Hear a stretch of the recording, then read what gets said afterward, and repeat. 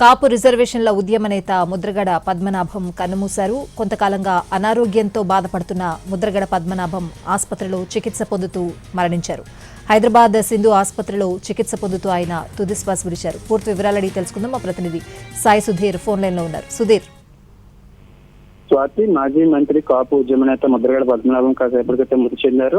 అంటే 1978 నుంచి 89 వరకు 4 సార్లు ప్రతిపాదన నుంచి ఆయన ఎమ్మెల్యేగా పనిచేశారు. తండ్రి మృతితో పొలిటికల్ గా ఎంట్రీ ఇచ్చిన ముద్రగడ పద్మనాభం 1994లో ప్రతిపాడు నుంచి, అదేవిధంగా 2009లో పిఠాపురం నుంచి ఎమ్మెల్యేగా పోటీ చేసి ఓడిపోయారు. ప్రతిపాడు ఎమ్మెల్యేగా, కాకినాడ ఎంపీగా, ఎన్టీఆర్ చెన్నారెడ్డి కేబినెట్ లో మంత్రిగా పనిచేశారు. సో 2 తెలుగు రాష్ట్రాల్లో విస్తృత పరిచయాలు. అదేవిధంగా కాపు 2016లో కాపులకు రిజర్వేషన్లు కల్పించాలని, తుని ఉద్యమం సంబంధించి జాతీయ స్థాయిలో కాపులు బీసీలో చేర్చాలని జాతీయ స్థాయిలో ఉద్యమం చేశారు. ఆ ఉద్యమానికి సంబంధించి జాతీయ స్థాయిలో ఎంతో పేరు వచ్చిన పరిస్థితి. అంటే ఆయన ఏదైనా ముక్కుసూడితనంగా ఉంటారు, స్ట్రైట్ అండ్ ఫార్వర్డ్ గా చెప్తారు.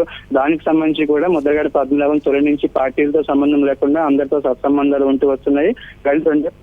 ఓటమి తర్వాత ఆయన పొలిటికల్ గా డియాక్టివ్ అయ్యారు. కాపులకు సంబంధించి, కాపుల రిజర్వేషన్ సంబంధించి ఉద్యమం చేస్తూ వస్తూ ఉన్నారు. అది గత సార్వత్రిక ఎన్నికల ముందు 2024 సార్వత్రిక ఎన్నికలకు ముందు పొలిటికల్ గా రీఎంట్రీ ఇచ్చారు. వైసీపీలో ఉన్నారు. గత 3 నెలల కిందటి వరకు కూడా ఆయన చాలా యాక్టివ్ గా పార్టీ తరపున ఇచ్చిన ప్రతి కార్యక్రమంలోనే యాక్టివ్ గా పార్టిసిపేట్ చేస్తూ వస్తున్నారు. అదేవిధంగా పార్టీ నేతలు ఇంటికి వెళ్లి స్వయంగా ఆయన పరామర్శిస్తూ వస్తున్నారు. అంటే పార్టీలతో సంబంధం లేకుండా టీడీపీ, కాంగ్రెస్, అదేవిధంగా జనతా పార్టీ, వైసీపీ పార్టీలతో సంబంధం లేకుండా ఆయన వ్యక్తిగతంగా ఒక ఇమేజ్ అంటూ క్రియేట్ చేసుకున్నారు. కాపులకు సంబంధించి అదేవిధంగా తన సామాజిక వర్గానికి సంబంధించిన సమస్యలను రెగ్యులర్ గా ప్రస్తావిస్తూ వస్తాం. అదేవిధంగా ప్రభుత్వం దృష్టికి, పార్టీ దృష్టికి, ఏ పార్టీలో ఉన్నా, అదేవిధంగా ఏ ప్రభుత్వంలో ఉన్నా కూడా లేఖల రూపంలో ముద్రగడ పద్మనాభం సంబంధించి ఒక లేఖ రాశారంటే దానిలో చాలా స్పష్టమైన అంశాలు ఉంటాయి, ప్రజలకు ఉపయోగపడే అంశాలు ఉంటాయని అందరూ ఒప్పుకుంటున్న పరిస్థితులు ఉండేవి గతంలోనే. అంటే ఏది ఆయన ఏమి చెప్పాలన్నా కూడా బహిరంగ లేఖల ద్వారానే ప్రభుత్వం దృష్టికి, పార్టీల దృష్టికి తీసుకుని వెళ్లారు. దానికి సంబంధించి కూడా ముక్కుసూటిగా ఉంటారు. అదేవిధంగా సమస్యల ప్రస్తావన చాలా స్ట్రైట్ గా చేస్తారు అంటూ చెప్తూ ఉంటారు. అంటే ఆయన జనరేషన్ రాజకీయ నాయకులు ఒక్కొక్కరిగా ఇప్పటికీ కనుమరుగైపోయారు. అదేవిధంగా పొలిటికల్ గా వాళ్ళందరూ కూడా డియాక్టివ్ అయిపోయారు. కానీ ముద్రగడ పద్మనాభం గత 3 నెలల కిందటి వరకు కూడా గత సార్వత్రిక ఎన్నికల సమయంలో ఆయన వైసీపీలో జాయిన్ అవ్వడం, అదేవిధంగా వైసీపీలో జిల్లాకు సంబంధించి, అదేవిధంగా కాపు సామాజిక వర్గం ఎక్కువగా ఉన్న వాటర్లో ఉన్న నియోజకవర్గాల్లో పార్టీ తరఫున ప్రచారం చేశారు ముద్రగడ పద్మనాభం. దానికి అనుగుణంగా ప్రతిపాడు కావచ్చు, అదేవిధంగా పిఠాపురం, కాకినాడ లోక్సభ సెగ్మెంట్ లో ఎక్కువగా ప్రచారం చేసిన పరిస్థితి. 1999లో కాకినాడ ఎంపీగా కూడా ఆయన ప్రత్యేకమైన నిధులు తీసుకొచ్చి పలు అభివృద్ధి కార్యక్రమాలు, అదేవిధంగా ఇప్పటికీ 1999 తో 2004 ఆయన ఎంపీగా ఉన్న సమయంలో కేంద్రం నుంచి కొన్ని ప్రత్యేకమైన కార్యక్రమాలు చేశారని చెప్తూ ఉన్న సిచ్యువేషన్ ఉంటుంది. దానికి సంబంధించి కూడా ముద్రగడ అభిమానులు కావచ్చు, అదేవిధంగా పార్టీ శ్రేణులు కిర్లంపూడిలోని ఆయన ఇంటికి చేరుకుంటున్నారు. హైదరాబాద్ సింధు హాస్పిటల్లో ఆయన మృతి చెందడంతో అక్కడి నుంచి ఆయన పార్థివ దేహాన్ని ఈ నైట్ అదేవిధంగా రేపు ఉదయం కల్లా ఇక్కడ తీసుకొచ్చే అవకాశం ఉంటుంది. దానికి అనుగుణంగానే పార్టీ శ్రేణులు, అదేవిధంగా కుటుంబ సభ్యులు ఏర్పాట్లు చేస్తూ వస్తున్నారు. ఎందుకంటే గత ఏడాది నుంచి కూడా ఆయన రెగ్యులర్ గా సిక్ అవుతూ వస్తాం, అదేవిధంగా ప్రతి నెల విజిటింగ్ వెళ్లాల్సి వస్తుంది. ఎందుకంటే అంతకు ముందు వరకు కూడా పెద్దగా ఆయన కంప్లైంట్స్, ఆరోగ్య సమస్యలన్నీ పెద్దగా లేకపోయినప్పటికీ కూడా గత ఏడాది నుంచి, ఎన్నికల తర్వాత నుంచి కూడా ఆయన రెగ్యులర్ గా సిక్ అవ్వడం వచ్చడం, అదేవిధంగా పార్టీ కావచ్చు, అదేవిధంగా కుటుంబ సభ్యులు కూడా రెగ్యులర్ గా ఆయన దానికి సంబంధించి ట్రీట్మెంట్ అందిస్తూ వస్తున్నారు. గత ఏడాదిలోనే ఆయన బాగా తీవ్ర అస్వస్థతకు గురి కావడం, అదేవిధంగా పార్టీ శ్రేణులు గతంలోనే ఆందోళన వ్యక్తం చేసిన పరిస్థితి, అదేవిధంగా కుటుంబ సభ్యులు కూడా దానికి సంబంధించి ఒక క్లారిటీ ఇవ్వడం, అదేవిధంగా రెగ్యులర్ గా మానిటరింగ్ చేయడంతో కోలుకున్నారు. అదేవిధంగా ఆ తర్వాత పార్టీ ఇచ్చిన ప్రతి ప్రభుత్వానికి సంబంధించిన ప్రభుత్వ వ్యతిరేకతకు సంబంధించి, అదేవిధంగా పార్టీ ఇచ్చిన ప్రతి కార్యక్రమంలో ఆయన పాల్గొంటూ వస్తున్నారు. ప్రతిపాడు కాన్స్టిట్యూన్స్ కావచ్చు, అదేవిధంగా కాకినాడలో వాళ్ళ జిల్లా స్థాయిలో ఉంటే కాకినాడ, అదేవిధంగా నియోజకవర్గ స్థాయి పార్టీ ఇచ్చిన కార్యక్రమాల్లో ఆయన పార్టిసిపేట్ చేస్తూ వస్తాం. ఆయన బహిరంగంగా చాలా తక్కువగా మాట్లాడుతూ ఉంటారు. అన్ని ఒకవేళ ప్రభుత్వానికి ఏం చెప్పాలన్నా, అదేవిధంగా ప్రభుత్వంలో ఉన్న లోటుపాట్లను ఎత్తి చూపాలన్నా కూడా ఆయన బహిరంగ లేఖల ద్వారా, అదేవిధంగా సీఎం కావచ్చు, అదేవిధంగా ఏ పార్టీ అధికారంలో ఉన్నా కూడా సీఎంలకు కావచ్చు, అదేవిధంగా పార్టీ అధ్యక్షులకు కూడా ఆయన చెప్పేది చాలా స్పష్టంగా ముక్కుసూటికరంగా లేఖ రూపంలోనే దానికి సంబంధించిన ఆధారాలు చూపిస్తూ ఆయన ప్రస్తావన చేస్తూ ఉండేవారు. ఒకవేళ గతంలో ఇంతకు ముందు ముద్రగడ పద్మనాభం లేఖ రాశారు అంటే దానికి సంబంధించి అందులో చాలా స్పష్టమైన అంశాలు ప్రస్తావిస్తూ వస్తారు. అదేవిధంగా దానికి సంబంధించి కూడా దానికి ఒక లీడ్ తీసుకుంటూ వస్తారు అని చర్చ ఉంటుంది. దానికి అనుగుణంగానే ఆయనకు సంబంధించి గతంలో ఆయన ఎన్టీఆర్, అదేవిధంగా మర్రి చెన్నారెడ్డి కేబినెట్ లో మంత్రిగా పనిచేయడం, ఆ తర్వాత ఏదైనా ఆయన స్వతంత్రంగా పనులు చేయించుకోవడం, అదేవిధంగా జనాలకు ఉపయోగపడే పనులకు సంబంధించి ఎక్కువగా రెగ్యులర్ గా ప్రస్తావిస్తూ వస్తాం.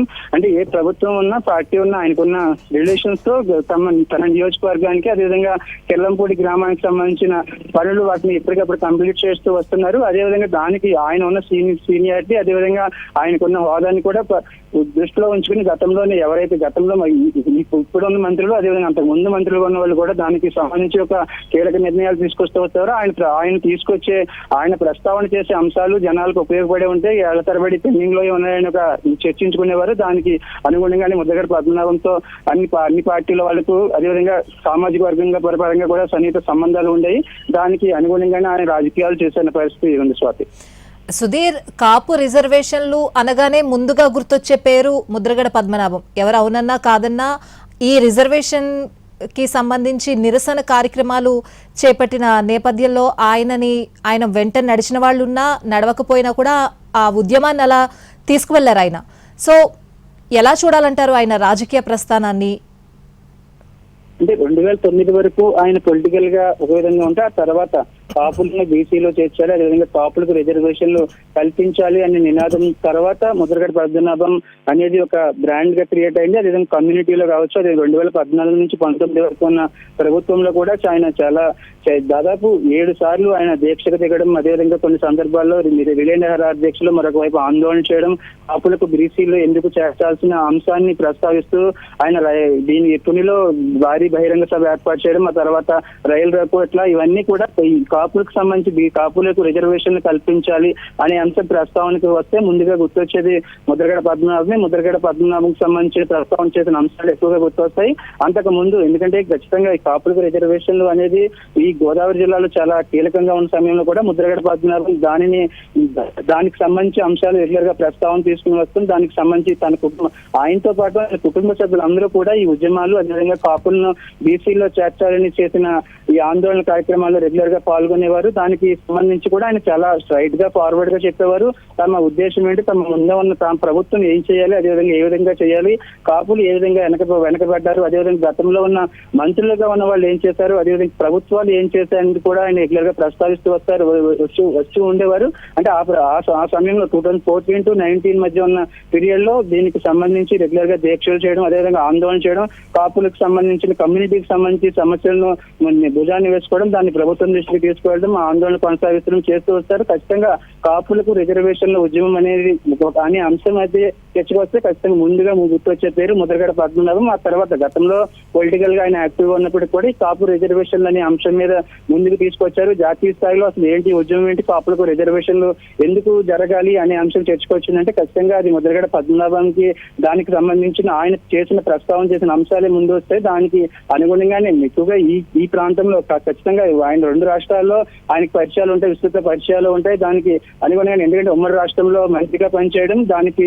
అనుగుణంగా కమ్యూనిటీ పరంగా ఒకవేళ కమ్యూనిటీకి సంబంధించిన సమస్యలు అదేవిధంగా ప్రస్తావన చేయాల్సిన అంశాలు అంటే ఆయన ముందు ఉండేవారు. దానికి అనుగుణంగా ఏ కమ్యూనిటీకి సంబంధించిన అంశాలు అయినప్పటికీ కూడా పొలిటికల్ గా ఆయన పొలిటికల్ ఫ్యామిలీ కావడం, అదేవిధంగా ముందు నుంచి కాపులకు సంబంధించి కాపులకు రిజర్వేషన్ ఫలాలు అందడం లేదని ప్రస్తావన చేస్తూ రావడం, అదేవిధంగా గత ప్రభుత్వంలో దానికి సంబంధించి దాన్ని ఎస్టాబ్లిష్ చేయడం అంటే ఖచ్చితంగా అది ముద్రగడ పద్మనాభం వల్లనే అయిందని చెప్పుకోవాలి. దానికి అనుగుణంగా అది ఎవరన్నా అవునన్నా కాదన్నా కాపు రిజర్వేషన్ సంబంధించి ఆ ఉద్యమం సంబంధించి ఉనికి అనేది ముద్రగడ పద్మనాభం వల్లే నిలబడింది. ఆ తర్వాత ఆయన పొలిటికల్ గా మళ్ళీ రీఎంట్రీ అవ్వడం, ఆ తర్వాత ప్రస్తుతానికైతే ఆయన వైసీపీలో ఉన్నప్పటికీ కూడా వైసీపీలో కూడా ఈ కాపులకు సంబంధించిన అంశాలు అదేవిధంగా ప్రభుత్వానికి సంబంధించిన ఆ ప్రభుత్వం దృష్టికి తీసుకుని వెళ్లాల్సిన అంశాలు కూడా లేఖలో రెగ్యులర్ గా ప్రస్తావిస్తూ వస్తున్నారు. అదేవిధంగా కాపులను బీసీలో చేరుస్తామని ఏ విధంగా హామీ ఇచ్చారు, దానికి సంబంధించి దాని పర్యావసానాలు ఏ విధంగా అని కూడా దానికి ఒకవేళ సమావేశాలు పెట్టడం, రెగ్యులర్ గా ఆ కమ్యూనిటీకి సంబంధించిన నేతలతో మాట్లాడుతూ వస్తున్నారు. దానికి సంబంధించిన అంశాలను ప్రస్తావన చేస్తూ తీసుకొస్తూ ఉండేవారు ముద్రగడ పద్మనాభం. ఖచ్చితంగా కాపులకు రిజర్వేషన్ అంశం ప్రస్తావన వస్తే ముందుగా గుర్తొచ్చే పేరు ముద్రగడ పద్మనాభం.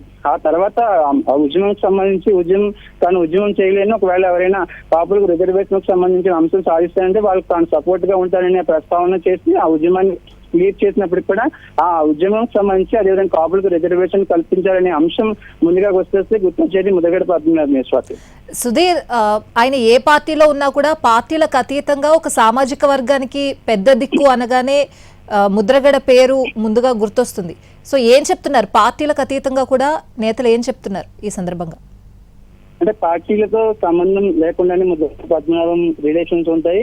ఏ పార్టీలో ఆయన దాదాపు జనతా పార్టీలు కావచ్చు, తర్వాత టీడీపీ, కాంగ్రెస్, ప్రస్తుతం వైసీపీ పార్టీలు ఏ పార్టీలో ఉన్నప్పుడు కూడా ఆయనకున్న రిలేషన్స్, అదేవిధంగా ముందుగా కాపు కమ్యూనిటీకి సంబంధించిన అంశాలనే ఆయన ఎక్కువగా చర్చకు తీసుకొని వచ్చేవారు. వాళ్ళతో ఆ సామాజిక వర్గానికి చెందిన నేతలతో అసోసియేట్ అవ్వడం, అదేవిధంగా ఒకవేళ ప్రభుత్వంలో ఉన్న కాపు నేతలు ఎవరైనా ఉంటే వాళ్ళకి సంబంధించి ప్రభుత్వం దృష్టికి ఏ అంశాలను తీసుకుని వెళ్ళాలి, అదేవిధంగా ఎట్లా కమ్యూనిటీకి సంబంధించి ఎట్లా ఏంటి ఇబ్బందులు పడుతున్నారు అనే అంశాలను ఎక్కువగా ప్రస్తావన తీసుకుని వచ్చేవారు. వాళ్ళ బహిరంగ సభల్లో కావచ్చు, ఇంటర్నల్ గా వాళ్ళు డిస్కస్ చేసుకునే అంశాలు కావచ్చు. గత ఏడాది ఆయన హాస్పిటల్లో ఉన్నప్పుడు పరామర్శించినప్పుడు కూడా ఇదే అధికార పార్టీకి చెందిన ఎమ్మెల్యేలైనా, ఎంపీలైనా ఇట్లా ఏదైనా వాళ్ళు చెప్పింది ఒకటి సంబంధించి ఎప్పుడు తమతో కమ్యూనిటీకి సంబంధించిన అంశాలను ఎక్కువగా ప్రస్తావన చేశారు. అదేవిధంగా కాపులకు రిజర్వేషన్లు దక్కి ఉంటే మరో విధంగా ఉండేదని మాట్లాడుతూ ఉండేవారని వాళ్ళు ఎప్పుడు చెప్తూ ఉంటారు. దానికి సంబంధించి ఆయన రిలేషన్స్ కూడా అదే విధంగా ఉంటాయి. గత ప్రభుత్వంలో అంతకు ముందు ఉన్న ప్రభుత్వాలు ఆయన పార్టీలతో రాజకీయాలకు దాదాపు ఒక 15 ఏళ్ళు గ్యాప్ ఇచ్చినప్పుడు కూడా ఆ సమయంలో కూడా ఎక్కువగా పార్టీలకు సంబంధించి, అదేవిధంగా కమ్యూనిటీకి సంబంధించిన వాళ్ళు ఎట్లాంటి ఇబ్బందులు పడుతున్నారు, ఎలా ఫేస్ చేస్తున్నారు, అదే నియోజకవర్గంలో కావచ్చు, అదేవిధంగా జిల్లాలో ఉమ్మడి తూర్పుగోదావరి, పశ్చిమ గోదావరి జిల్లాల్లో ఆయనకు ఉన్న రిలేషన్స్ సంబంధించి ఇదే అంశాన్ని ఎక్కువగా ప్రస్తావన తీసుకుని వచ్చేవారు నేతలు పలు సందర్భాల్లో చెప్పిన అంశాలు ఉన్నాయి. ఎందుకంటే ప్రభుత్వం తాలూకు, అదేవిధంగా ప్రభుత్వం దృష్టికి తీసుకుని వెళ్లాల్సిన అంశాలు, అదేవిధంగా కమ్యూనిటీకి సంబంధించి ఒకవేళ కమ్యూనిటీలో ఏ విధంగా సఫర్ అవుతున్నారు, కొన్ని చోట్ల ఎక్కడ లోటుపాట్లు ఉన్నాయి, వాటిని ప్రభుత్వంలో ఏ విధంగా సరిదిద్దాలి అనే అంశాలను ఎక్కువగా ప్రస్తావన చేస్తూ వస్తున్నారని మంత్రులుగా పనిచేసిన వాళ్ళు, అదేవిధంగా ప్రభుత్వంలో కీలకంగా ఉన్న వాళ్ళు పలు సందర్భాల్లో బహిరంగంగానే చెప్పిన విషయాలు. దీనికి సంబంధించి కూడా ముద్రగడ పద్మనాభం ఒకవైపు కమ్యూనిటీ, మరొకవైపు కమ్యూనిటీకి సంబంధించి జాతి ప్రయోజనాలు ఏ విధంగా కాపాడాలనే అంశాలను ఎక్కువగా రెగ్యులర్ గా ప్రస్తావిస్తూ వస్తారు. దానికి సంబంధించి గత 3 నెలల క్రిందటి వరకు కూడా ఆయన యాక్టివ్ గా ఉన్నారు. ఒకవైపు పార్టీ పరంగా మాట్లాడాల్సిన అంశాలు, మరొకవైపు కమ్యూనిటీ పరంగా కాపు జాతికి సంబంధించి, కాపు కమ్యూనిటీకి సంబంధించి ఎట్లాంటి స్టెప్స్ తీసుకోవాలి, అదేవిధంగా ప్రభుత్వం దృష్టికి ఏ విధంగా తీసుకువెళ్ళాలి అనే అంశాలను ఎక్కువగా ప్రస్తావిస్తూ వస్తారు. అంటే ఉద్యమానికి సంబంధించి ఉద్యమానికి ఒక రూపం, అదేవిధంగా ఒక ఉద్యమాన్ని ఎస్టాబ్లిష్ చేయడంలో మాత్రం, ఎందుకంటే కాపులను బీసీలో చేర్చాలని, రిజర్వేషన్లు అందించాలని ఆ ఉద్యమానికి సంబంధించి ఆ తాలూకు దాన్ని ఎస్టాబ్లిష్ చేయడం, మరొకవైపు దాన్ని ఒక రూపంగా డిజైన్ చేయడంలో అయితే ఖచ్చితంగా ముద్రగడ పద్మనాభం పేరు ముందు ఉంటుంది. అంటే ఆయన దీనికి సంబంధించి అంటే గతంలో ఉన్న ఆ సమయంలో ఉన్న వాళ్ళు అధికారంలోకి రావడానికి ఎట్లాంటి హామీలు ఇచ్చారు, అదేవిధంగా తమ కమ్యూనిటీకి సంబంధించిన వాళ్ళు వాటిని ఏ విధంగా నన్నారు అనేది ఎస్టాబ్లిష్ చేయడం, మరొకవైపు తునికి సంబంధించిన బహిరంగ సభ, ఆ సమయంలో జరిగిన ఈ రైలు దహనం కేసు సంబంధించి కూడా గత ఏడాది వరకు, అంతకు ముందు వరకు కూడా ఆయన రెగ్యులర్ గా కోర్టుల చుట్టూ, అదేవిధంగా ప్రభుత్వం దృష్టికి తీసుకుని వెళ్తే కేసులన్నీ క్లోజ్ అయిపోతాయి కదా అని ఎవరైనా చెప్పినా కూడా తాను న్యాయపరంగా, చట్టపరంగా ఎదుర్కొంటాను అని చెప్తూ సున్నితంగా తిరస్కరించిన సందర్భాలు కూడా ఉన్నాయని ఆయనతో క్లోజ్ గా అసోసియేట్ ఉన్న వాళ్ళు ఎప్పుడు రెగ్యులర్ గా చెప్తూ ఉంటారు. ఎందుకంటే ఈ తుని రైలు దహనం కేసు సంబంధించి రైల్వే డిపార్ట్మెంట్ కి సంబంధించింది అయినప్పుడు కూడా ఈ ప్రభుత్వం దృష్టికి, అదేవిధంగా పాలకుల దృష్టికి తీసుకెళ్తే ఖచ్చితంగా ఈ కోర్టుల చుట్టూ తిరగాల్సిన అవసరం లేదు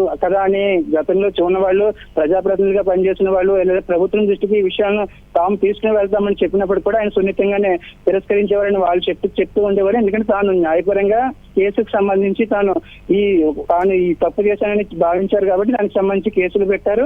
దాన్ని న్యాయపరంగా కోర్టులో తేల్చుకుంటారు. కోర్టు క్లియరెన్స్ వచ్చిన తర్వాత మాత్రమే తాను దానికి సంబంధించి బయటకు వస్తాను, అంతేగాని తాను మరొకరి దగ్గరికి ఈ కేసును క్లోజ్ చేయండి అని వెళ్ళనని చెప్తూ ఉండేవారని ఈ సన్నిహితులు కావచ్చు, అదేవిధంగా క్లోజ్ గా అసోసియేట్ అయ్యే వాళ్ళు ఎక్కువ చెప్తూ ఉండేవారు. దానికి అనుగుణంగా ఈ కేసుకు సంబంధించి, అంతకు ముందు ఉన్న కేసుకు సంబంధించి కూడా ఆయన ఇప్పుడు ఎవరిని, ఎందుకంటే ప్రభుత్వాలు మారిన తర్వాత, అదేవిధంగా దానికి సంబంధించి ఒకవేళ ఒక విధి విధానాలు మార్చాలనుకుంటే ఖచ్చితంగా వాళ్ళ దృష్టికి తీసుకుని చాలా ఈజీగా అయిపోతాయని పొలిటికల్ లీడర్స్ అనుకుంటూ ఉంటారు. కానీ ఈ కోవాకు చెందని వ్యక్తి, ఎందుకంటే చాలా ముక్కుసూటిదనంగా ఏదైనా ఉన్నా ఆయన మనసులో చెప్పాలనుకుంటే ఏదైనా చాలా సూటిగా ముఖం మీద చెప్పే వ్యక్తి.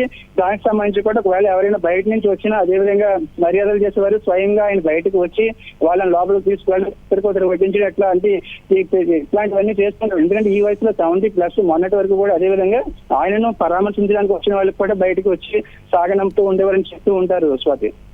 Right Sudheer, thanks for the updates.